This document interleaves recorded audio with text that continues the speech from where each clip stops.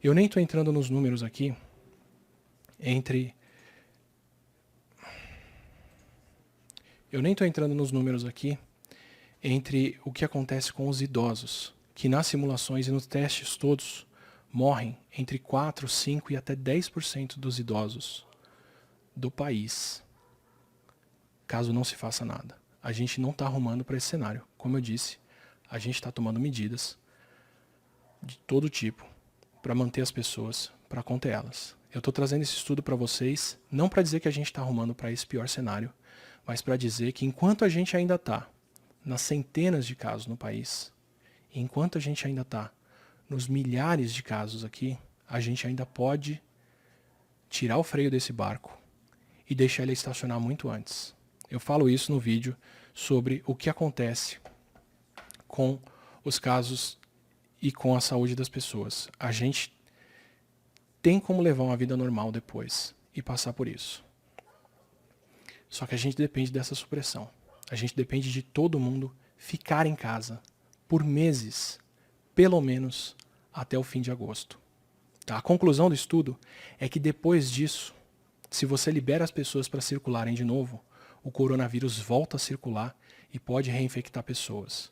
E essa parte é de fato controversa. Tem outros pesquisadores que já disseram que não precisa ser tão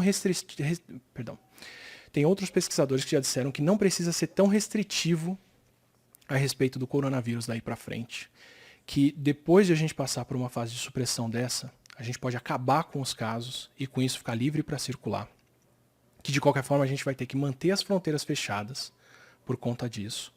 Porque a gente não pode deixar os casos serem importados e começarem de novo um surto. Essa é a situação em que a China está agora. Eles conseguiram suprimir a doença até o ponto em que eles mal têm casos internos e tem alguns casos externos sendo recebidos. Mas tudo indica que dentro de algum tempo eles vão poder retomar a vida deles. Até começar a estourar um outro surto de coronavírus e eles terem que impor de novo a supressão para as pessoas e parar com a vida delas. E a gente talvez tenha que alternar entre supressão, mitigação, mais para frente, até a gente ter uma vacina, até a gente ter um remédio, dando condições para todo mundo ter um atendimento de saúde, para todo mundo que precisa de uma emergência, se curar, se cuidar. Mas esse era o maior recado que eu tinha para dar aqui. Os dois cenários são muito complicados daqui para frente. Um deles exige que a gente não circule, não se movimente, não saia. O outro exige um número inaceitável de vidas sendo tomadas por causa do coronavírus. Essa é a escolha que a gente vai fazer daqui para frente. Tá? Então, quando alguém discute se é uma doença leve ou não, se a gente deveria parar ou não, se o comércio deveria parar ou não, se as coisas deveriam acontecer ou não, entenda que é isso que a gente está discutindo. É se a gente quer milhares ou milhões de mortos. Isso é uma decisão que todos os países vão ter que tomar. E isso é uma decisão que o governo brasileiro está ciente de que temos que tomar. Quando a gente começa a construir leitos de hospital dessa forma, em todos os lugares, e quando a gente começa a falar que em abril a gente deve ter o colapso do sistema de saúde. Então, por favor, não fique contando com curas, com gargarejo, com bochecho, com qualquer ritual para não pegar o coronavírus.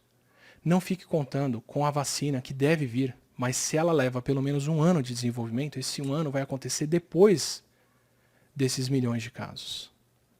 Não conte com uma cura, com um remédio, porque mesmo se a gente tivesse algum composto hoje que cura as pessoas, o que a gente ainda não tem, o tempo de produção dele para poder distribuir isso para a humanidade é de alguns meses.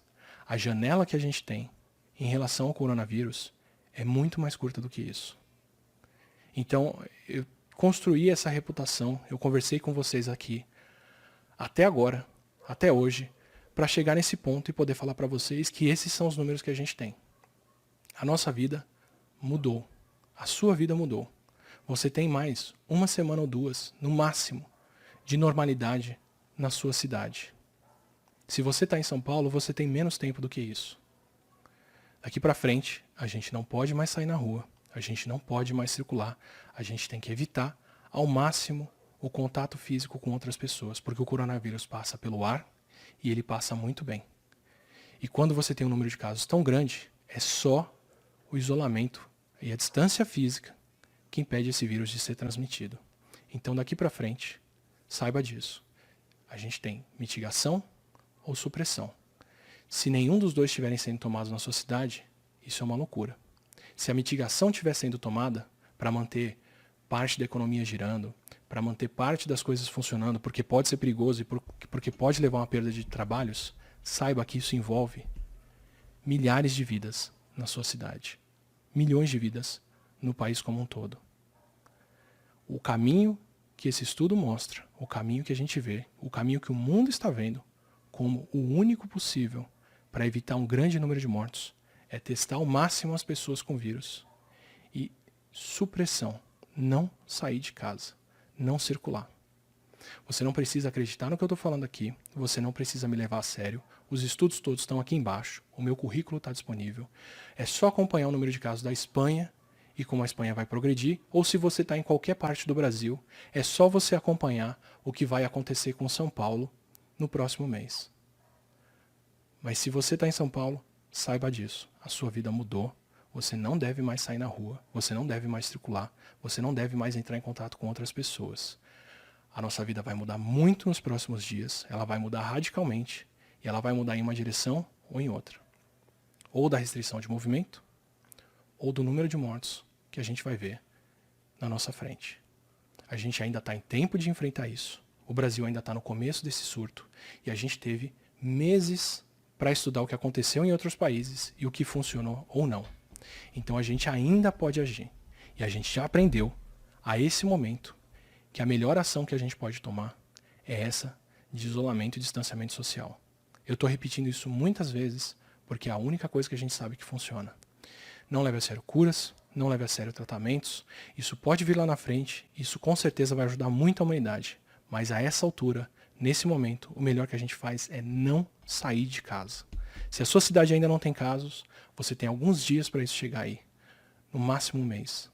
Se você está num grande centro como São Paulo, e principalmente em São Paulo, essa realidade já chegou para você. Eu vou estar aqui, a gente vai passar junto por isso, a gente tem que se apoiar.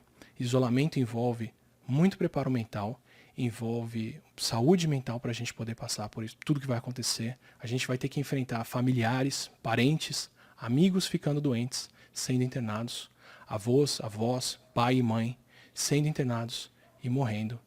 E a gente tem que estar preparado para saber o que vem por aí. E tem que estar disposto a enfrentar isso. E ficar em casa e fazer o possível para passar pelo que vem pela frente. Então entenda isso como um recado, como um carinho pela vida, que é o que eu tenho. E como um aviso de quem quer ver a gente seguir o melhor caminho possível. Infelizmente envolve restrição de movimento. Mas é disso que a gente depende para continuar vendo todas as pessoas queridas que a gente tem ao nosso redor. Porque a nossa realidade mudou.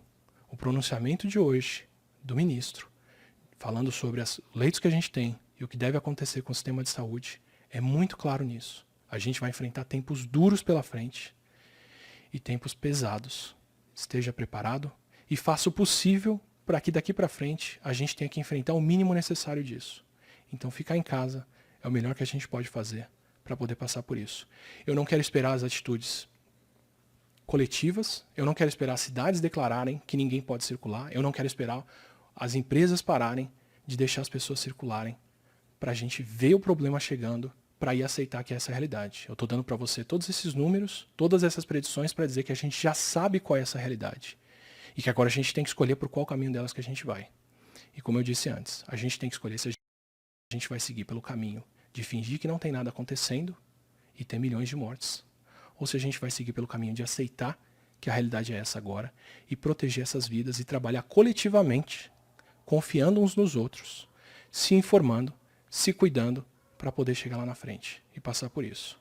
Tá? Então desculpa a conversa pesada de hoje, prometo que em lives futuras a gente vai ter outras conversas, mas a gente tinha que passar por esse ponto. E eu tinha que dar para vocês esses recados. Tá? A nossa vida mudou, a gente tem muito que fazer por aqui ainda e a gente tem muito que preservar a vida uns dos outros. Vamos fazer isso começando por ficar em casa e não sair por nada, a não ser que seja extremamente necessário e urgente. Não aceite quem diz que a realidade é diferente, porque em 2 semanas ela não vai ser diferente. Isso vai vir na nossa cara e se a gente não agir até lá, vocês estão vendo o que é projetado acontecer, ok?